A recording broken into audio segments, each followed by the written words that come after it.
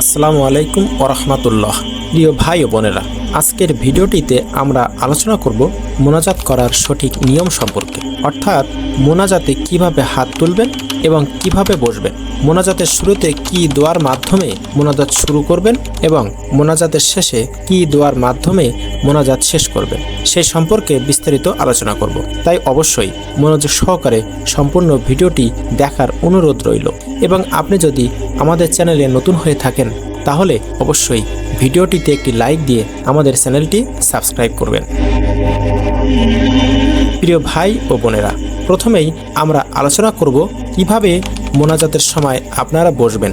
যখনই মোনাজাত করবেন আপনি সুন্নত তরিকায় বসবেন, অর্থাৎ নামাজে যেভাবে বসেন আপনি বৈঠক করার সময় নামাজে আপনি যেভাবে বসেন ঠিক সেভাবেই বসবেন।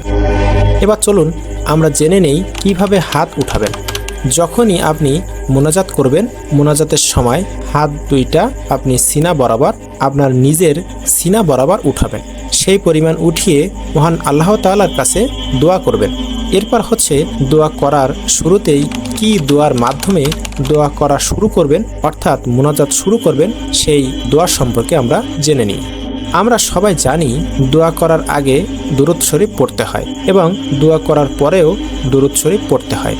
কেননা যে দোয়ার আগে এবং পরে দুরূদ শরীফ না পড়া হয় সে দোয়া কবুল হয় না। সুতরাং অবশ্যই দোয়া করার আগে এবং দোয়া করার শেষে দুরূদ শরীফ পড়তে হবে, এটা আমরা সবাই জানি।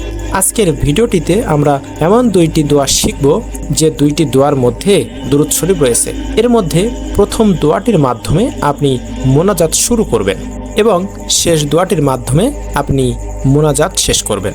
এই দুইটি দোয়া আজকের ভিডিও থেকে আমরা সহিভাবে শিখে নেব এবং চ্যালেঞ্জ নিব যে আজকের ভিতরেই এই দুইটি দোয়া আমরা অবশ্যই শিখে নেব। দোয়া দুইটি কিন্তু খুব বেশি বড় নয়। তো চলুন মোনাজাতের শুরুতেই যে দোয়াটি পড়তে হয় সেই দোয়াটি আমরা একবার শুনে নিই। আলহামদুলিল্লাহি রাব্বিল আলামিন ওয়াসসালাতু ওয়াসসালামু আলা সাইয়্যিদিল আম্বিয়া ওয়াল মুরসালিন ওয়া আলা আলিহি ওয়া আসহাবিহি আজমাইন। এই দোয়াটির মধ্যে দুরূদ শরীফ এবং আল্লাহ তাআলার প্রতি প্রশংসা একসাথে করা হয়েছে। সুতরাং আপনি একটি দোয়ার মাধ্যমে দুইটি সুযোগ পেয়ে গেলেন। এবার চলুন আমরা শিখে নিই মোনাজাতের শেষে কি দোয়া পড়তে হয়, কি দোয়ার মাধ্যমে মোনাজাত শেষ করতে হয়।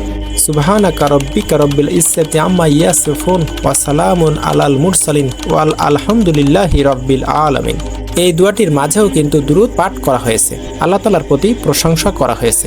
সুতরাং দোয়া করার আগে যে দুরূদ পড়তে হয় এবং দোয়া করার পরেও যে দুরূদ পাঠ করতে হয়, এই দুইটি কিন্তু আপনি একসাথে পাচ্ছেন। এই দুইটি দোয়ার মাধ্যমে আপনি একসাথে পাচ্ছেন, এই দুইটি দোয়ার মাধ্যমে। সুতরাং আপনি কেন এই সুযোগটি হাতছাড়া করবেন, যেখানে একটি দোয়ার মাঝে আল্লাহ তাআলার প্রশংসা রয়েছে এবং দুরূদ শরীফও রয়েছে। সুতরাং কষ্ট করে হলেও আজকের ভিতরেই চ্যালেঞ্জ নিন যে আমি আজকেই এই দুটি দোয়া মুখস্থ করে নিব। দোয়া দুইটি কিন্তু খুবই সংক্ষিপ্ত, আপনার মুখস্থ করতে খুব বেশিক্ষণ লাগবে না। তো যারা ভিডিওটি দেখার পর চ্যালেঞ্জ নিলেন যে এই দোয়াটি আপনি শিখবেন, তারা অবশ্যই কমেন্ট করে জানাবেন। এবং আরেকটি কথা না বললেই নয়, যখনই আপনি দোয়া করবেন অবশ্যই আল্লাহর প্রতি সম্পূর্ণ ধ্যান মনোযোগ দিয়ে দোয়া করবেন এবং কয়েকবার দোয়া করার শুরুতে ইস্তেগফার পড়ে নেবেন, নিজের পাপের জন্য ক্ষমা চেয়ে নেবেন। এটি কিন্তু উত্তম, কারণ আপনি যদি আল্লাহ তাআলার কাছে ক্ষমা চেয়ে দোয়া করেন তাহলে অবশ্যই আল্লাহ তাআলা আপনার দোয়া কবুল করে নেবেন। আজকে এ পর্যন্তই। সবাই ভালো থাকবেন ও সুস্থ থাকবেন। আসসালামু আলাইকুম ওয়া রাহমাতুল্লাহ।